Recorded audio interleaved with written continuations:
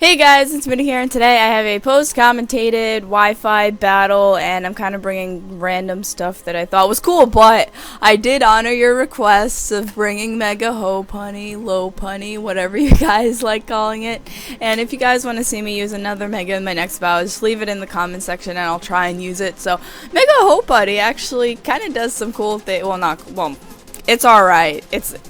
I'm using a set that honestly, I grabbed like one of my Lopunnies from my X and Y game, which isn't meant to be Mega, but I just tossed the Mega Stone on it, and it still worked out, so I'm happy with it. Anyway, I battled one of my subscribers off of Twitter follower people, so if you want to try and get a battle with me, Twitter or streams are the place to do so. Anyway, I felt like leading off with Rotom would be the best option for me because I can easily Volt Switch out against whatever lead he has, and in this case I thought he was going to fake me out. He happens to just U-turn out, which is even better for me because I ended up Volt Switching out. So he was initially gonna get like switch initiative, but now I do because I ended up Volt Switching out. Unfortunately, this Dusclops ends up giving me a lot of issues because it's bulky and annoying, and I don't like it at all. That Volt Switch was a crit, and that did like nothing. Come on, that damage I don't like, especially because I don't have anything that I can hit it for super effective damage right now.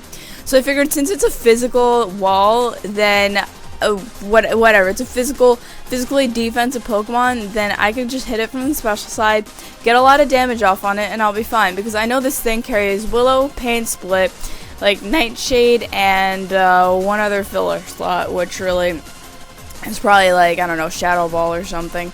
And I figured a second Leaf Storm would have been able to take it out from that range, but it didn't. It came so close, and then I got so salty when he Pain Splitted. You have no idea. I'm like, that should have killed. I should have been not dealing with this thing, but instead he Pain Splitted, got a lot of his health back, and I'm like, I'm not playing this game. So I went into my Milotic now. I know he can easily Pain Split me and get even more health back, but that is why I carry the beautiful move Toxic. And you'll see the beauty of Toxic when dealing with annoying Pokemon like this, because right now, unfortunately, I don't have anything else on my team that can really bring in safely and deal with this thing, especially because I'm carrying like half my team as physical attackers, and I don't want to get Will-O-Wisp. So I know he's going to Pain Split. I Toxic'd him, that's fine, because no matter what, if he continues to Pain Split me, I can also recover my health back, but he's going to be losing more health due to poison that's going to rack up, more than I can gain back, which ultimately will end up killing him. It's a slow process, and I'm not really a fan of doing this stally thing on Wi-Fi, but I have to in this case, only because I really have to. So he's barely getting any damage off with Nightshade, and after this poison damage kicks in, he's going to be at about half of his health, and I think right here he's definitely going to want to Pain Split again. Seeing as I'm at full health, he's going to try and get some health back. So I go into my Sceptile here because I figured it was an opportunity for me to get some health back. And it's not a lot, but it's enough to where I think that I can manage getting 2 attacks out of this thing with burn damage and life orb damage that I have left over. So it actually does help a lot.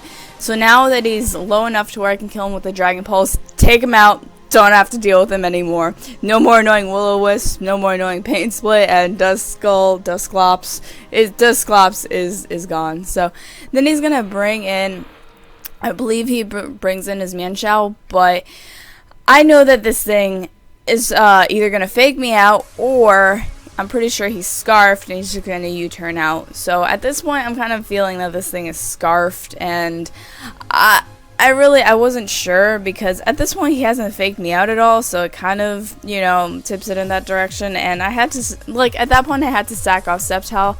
Because, like, burn damage is going to kick in if I even bring it into a switch, and it's pretty much useless. So here, Masquerain comes in, I'm like, perfect opportunity to bring in Lopunny, because Lopunny's Ice Punch will do a lot. Unfortunately, I'm not sure what EV spread I'm running on this thing because it was transferred over from my X and Y, so I'm not even sure if it's EV'd, and that's the bad part, but there's a very good chance it might be. I'm just not sure. So he goes for Quiver Dance. I'm not really sure why. Maybe he thought after one Quiver Dance he'd still be able to outspeed, but I managed to outspeed because Masquerain is not that good of a Pokemon, unfortunately. So that Ice Punch ends up taking it out. And I'm like, yes, at least Lopunny did something. And I know I'm going to get mad jokes about how this Lopunny is shiny, pink, and male. So here I'm assuming is going to want to go for a Brave Bird because priority, and it's going to hit me for super effective damage. So I end up going to my Rotom because Rotom pretty much walls Talonflame completely. And Talonflame can't do anything to this thing. So I see that damage. I'm like, hello, crit? And also in the back of my mind, I'm like, maybe Banded, Choice Banded, because that did a lot.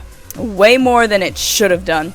So I'm like, on the off chance he wants to stay in, thinking maybe he can kill me off in another hit, I'm just going to go for Rest because I'm Resto Chesto, which actually still ends up paying off for me because he goes into Salamence, and I don't mind this matchup because unboosted, any of Salamence's unboosted attacks aren't going to kill me, and this gives me a chance to actually get a Will-O-Wisp off on it because we know, for the most part, all Mega Salamence are physical, so I figure this is a good opportunity for me to get a Willow off. He's gonna go for a Dragon Dance. It's not gonna matter because as long as I land this Will-O-Wisp, I'm good. It's pretty much crippled. I don't have to worry about this thing because this thing. Also, can we like take note of how high up his sprite is? Like, hello, what are you doing that high up, Salamence? Go back down into the field because your face is literally blocked by your status condition right now.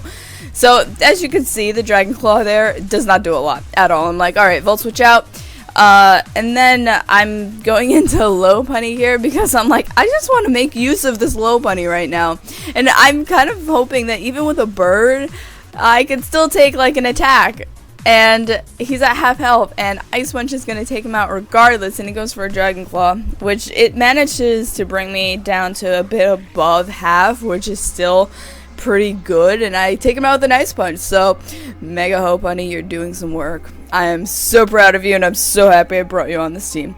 So now that he goes into Mienshao, I kind of fear high jump kicks, maybe another U-turn. I'm not staying in, so here I'm going to decide to switch out and go into my Milotic because my Milotic is a bold Milotic. And it's more defensive than specially defensive because its special defense stat is already naturally high. So that did like nothing. Can we just like that did like nothing? So I am very happy with that damage. So now that he withdraws again, clearly the way he's switching out means that he's Choice Scarfed. Although like at the time, I'm like, maybe there's a chance he's still not. So I just decided to Scald, stay in Scald, just to get damage. Or if he decided to switch out, get damage on the Greninja. And I know that even though Greninja does come in, he's either gonna hit me with a Dark type attack and turn pure Dark. He's definitely not hitting me with a Water type attack, so I felt safe staying in and then just going for another Water Scald. Because I knew he was going to switch his types anyway and I could get more damage off on it. And I actually landed the burn. With me and Scald burns, that doesn't happen often, so I actually got lucky there with the burn. And now he actually ends up going for the Hydro Pump. Like, he sees that I'm staying in, and he decides to Hydro Pump this time, knowing that I'm going to Scald.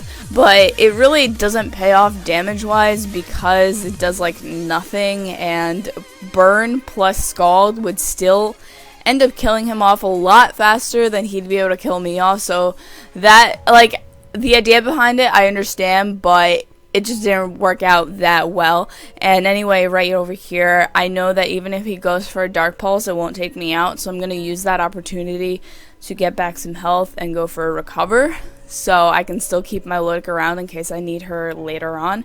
Is this a female? Yeah, of course it's a female. There's actually one Milotic that one of my fans gave me last year. I still have it, so that's where the name comes from. And it's shiny, so I was super appreciative of that. So here I know that one more burn is going to take him out. He's going to want to go for a Dark Pulse, not going to want to waste that last attack. So I decided to go into Heatran, thinking that if I go into Heatran now, I'm going to have a pretty good chance, or like a pretty good advantage over whatever else would come in because I'm Scarfed, so the speed automatically would have helped me out, and kind of doesn't work out as well as I was hoping it to because he goes into Mienshao here, and I'm just like, well, I'm Scarfed. I'm thinking maybe he's Scarfed, but at the same time I feel like I could make that risk. Turns out definitely he's Scarfed, obviously, at this point, in case you weren't catching on. But it cost me a Heatran. At the same time, I really didn't think it was that big of a deal. I felt like Rotom could end up dealing with this thing, and Hydro Kick did a lot more than I thought it was gonna. I go for a Hydro Pump, but it just barely misses taking it out, and another High Jump Kick is going to take out my Rotom, in which case I'm like, alright, well, I've got a Mamoswine with Priority Ice Shard. We can just deal with this thing really quickly right here and take him out and not have to worry about it. So I'm gonna Ice Shard him, take him out, and his last Pokemon ends up being a Talonflame. And during this battle, I make a little itty bitty mistake. I'm just like, using my stylus and like poking around the screen. Then I accidentally hit Stealth Rock. I'm like, yeah, he's down to his last Pokemon. Definitely a good chance to set up Stealth Rock. Either way, I would have lived because I am I'm Thick Fat and also Focus Sash. So, for a last-ditch effort, I decided to go for Ice Shard. The fact that he continues to go for Flare Blitz tells me that he is Choice Banded, most likely. So now I know that since he's locked into Flare Blitz, I can easily go into Milotic here and resist the Flare Blitz, and I figured that I'd also be able to take him out after, like, he would hit me, and after recall, he'd be dead. If not, I would take him out with a Scald, and that's the end of the match. So hopefully you guys enjoy this. Decided to do post-com for today. Also just wanted to wish everyone in America happy Thanksgiving, just because it is Thanksgiving, and I'm recording this before even doing all the family things for the day. So hopefully you guys enjoy this and have a wonderful day, holiday, and everything else. And please don't die on Black Friday tomorrow. Try and stay safe. And as always, I love you all and have a wonderful day.